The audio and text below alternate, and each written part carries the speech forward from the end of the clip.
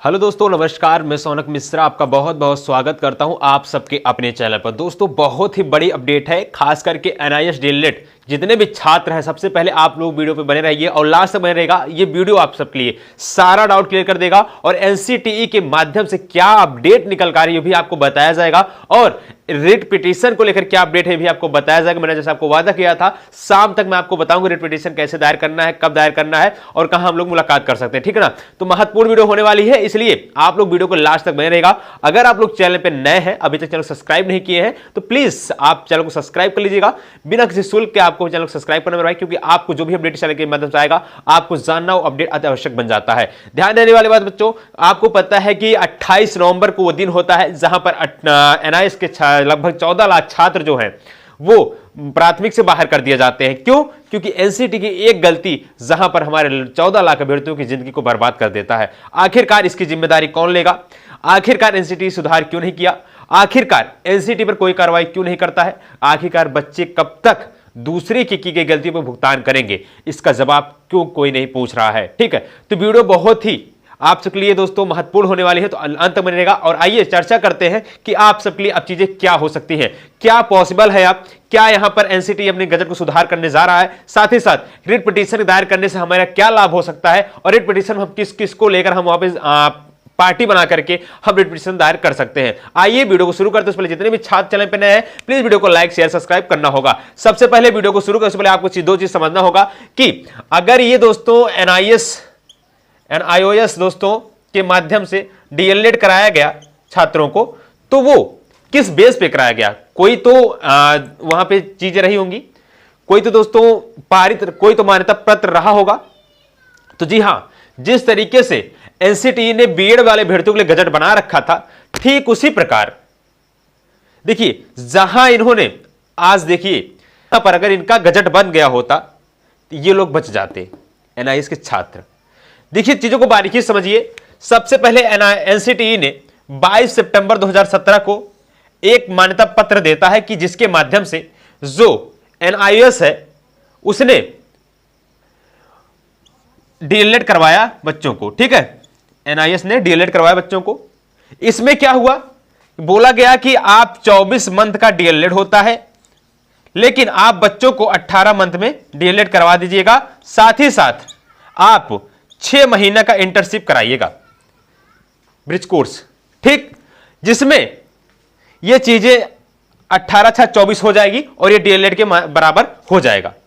लेकिन दोस्तों एग्जाम्पल तौर समझिए कि यूपी में वैकेंसी आ रही है, कितने साल से आ रही है? 2018 से आ रही है, आज तक आई नहीं आई। ठीक उसी प्रकार वादे तो सब करते हैं, पूरा कौन करता है? एनसीटी ने मान्यता पत्र दिया, लेकिन उसको राजपत्र में मेंशन ही नहीं किया। अगर आप लोग एक चीज, ये छोटी सी इनकी गलती बच्चों, छोटी सी गलती है, ठीक है ना, छोटी सी गलती है। उन्होंने जरूर ये सब बोला और बिल्कुल सही बोला। बिल्कुल देखिए, इसमें किसी भी तरीके से अगर यहां से देखा जाए, यहां पे किसी भी तरीके से एनआईएस छात्र बाहर नहीं होते हैं।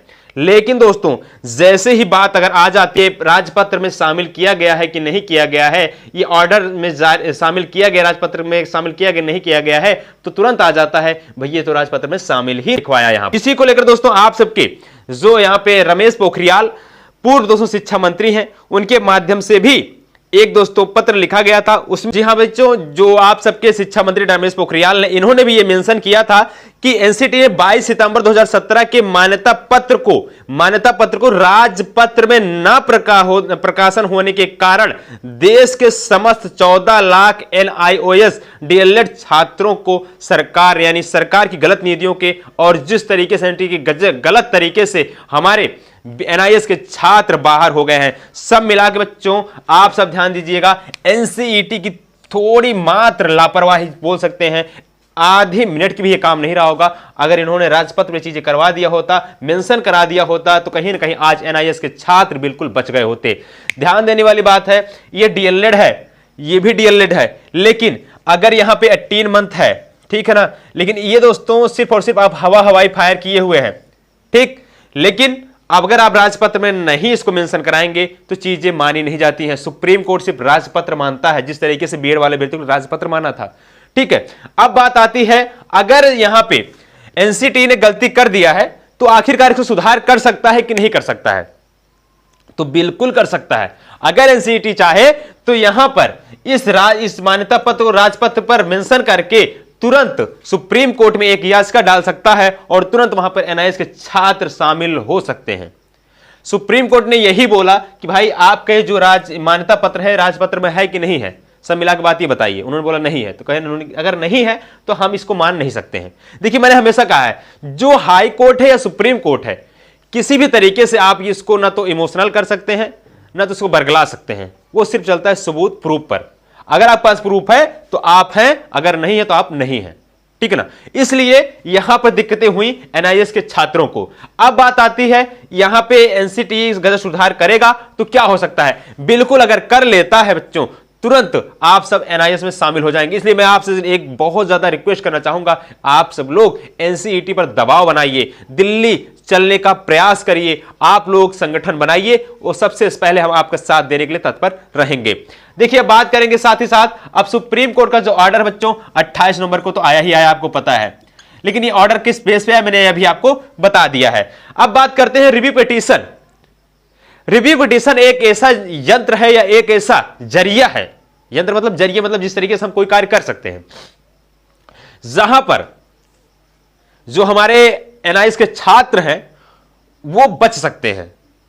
अगर एनसीटी गजट सुधार करता है, तुरंत रिव्यू पिटीशन डाला जाता है, वहां पर चीजों को तुरंत निगरानी कराया जाएगा और यहां पे राजपत्र में जब चीजें शामिल हो जाएंगी तो हमारे एनआईएस के छात्र शामिल हो जाएंगे, बाहर नहीं किए जाएंगे, ठीक है। देखिए दोस्तों, अगर रही बात रिव्यू पिटीशन जारी किया डालेंगे तो हम किस किस को पार्टी बना सकते हैं? पार्टी दोस्तों एनसीटी पे बना सकते हैं, क्योंकि एनसीटी ने ही दोस्तों मान्यता पत्र दिया, ठीक। एनआईएस ने परीक्षा को कराता है, इसको भी पार्टी बना सकते हैं। एमएचआरडी आदेश देता है भाई, तो इन तीनों को तो हम पार्टी बना ही सकते हैं, ठीक है ना। इन तीनों को कोर्ट में घसीट ही सकते हैं, पार्टी बनिए, आइए, ठीक। तो दोस्तों, अगर हम रिव्यू पिटीशन दायर करते हैं तो इन दोनों लोग अगर पार्टी नहीं बनाएंगे तो हमारी चीजें सफल नहीं होंगी। इन तीन लोग को जरूर पार्टी बनाया जाएगा, एनआईओएस को, एनसीटीई को और एमएचआरडी को। एमएचआरडी ने आदेश दिया और जो मान्यता पत्र दिया एनसीटीई ने दिया, साथ साथ एनआईएस ने एग्जाम करवाया। जिस तरीके से अगर रिव्यू पिटीशन दायर किया जाता है तो यहां पर जितने भी हमारे एनआईएस के छात्र हैं उनको बड़ी राहत मिल सकती है। रिव्यू पिटीशन में सारी चीजों को फिर से खंगाला जाएगा, फिर से देखा जाएगा, हर एक स्टेप को जो उन्होंने ऑर्डर जारी किया उसमें मिलाया जाएगा कि हमने कहीं कोई स्टेप गलती तो नहीं कर दिया है, जिसके तहत दोबारा इस चीज को निगरानी होगी और रिव्यू पिटीशन में अगर कोई गलत पाया जाता है, चीजें गलत होती है तो इसको ऑर्डर को बदला भी जा सकता है। फ्रेश याचिका बाद में, पहले रिव्यू याचिका होती है रिव्यू पिटीशन। किसी भी केस में आप फ्रेश याचिका तुरंत नहीं डाल सकते हैं, पहले उसको आप निगरानी कराइए। अगर यहां पे कोर्ट देखता है हमारे में कोई गलती नहीं है तो अब आइए फ्रेश याचिका लेकर के, लेकिन सबसे पहले आप उसको रिव्यू कराइए। जिस तरीके से आप लोग एग्जाम में एग्जाम देने जाते हैं, कॉपियां चेक होती हैं। पहले जब आप प्राथमिक में रहते हैं, माध्यमिक रहते हैं, उच्च माध्यमिक रहते हैं, तो आपके होम एग्जाम होते हैं, तो सर आपकी कॉपियों को देते हैं, बच्चों देख लीजिए आपके नंबर सही है, कहीं कम नंबर है, कहीं आपने नंबर नहीं चढ़ा, उसको बता सकते हैं, वो होता है। लेकिन जब आप बोर्ड एग्जाम करना देखने जाते हैं तो आपके नंबर अगर कम लगता है तो आप कॉपियों को रीचेक कराते हैं, ठीक है। ठीक उसी प्रकार अगर यहां पे आपको लग रहा है सुप्रीम कोर्ट का फैसला हम संतुष्ट नहीं है, इसको आप रिव्यू पिटीशन में डाल सकते हैं, इसको रिव्यू करवा सकते हैं ऑर्डर को, ठीक। ये चीजें होती हैं। बहरहाल जो भी अपडेट आएगी चैनल के माध्यम से बताया जाएगा, लेकिन आपसे रिक्वेस्ट है, निवेदन है, आप सबसे बहुत ज्यादा एनसीईटी पर दबाव बनाइए और ज्यादा से ज्यादा मात्रा में अभ्यर्थी जुड़े और चैनल को सब्सक्राइब करें। जो भी अपडेट आता है चैनल के माध्यम से बताया जाएगा। टेलीग्राम चैनल जरूर ज्वाइन करिएगा। अब तक की ये अपडेट थी, बहुत ज्यादा अभ्यर्थी परेशान थे, क्या हुआ क्या नहीं होगा। यहां पर अगर एनसीईटी दोस्तों अपनी मान्यता पत्र को राजपत्र में इंक्लूड कर देता है तो कहीं ना कहीं हम लोग सफल हो जाएंगे, एनआईएस के छात्र सफल हो जाएंगे। इस प्रकार की अपडेट पाने के लिए जरूर चैनल को सब्सक्राइब करिएगा। धन्यवाद। जय हिंद, वंदे मातरम। प्लीज वीडियो को लाइक शेयर सब्सक्राइब और धन्यवाद।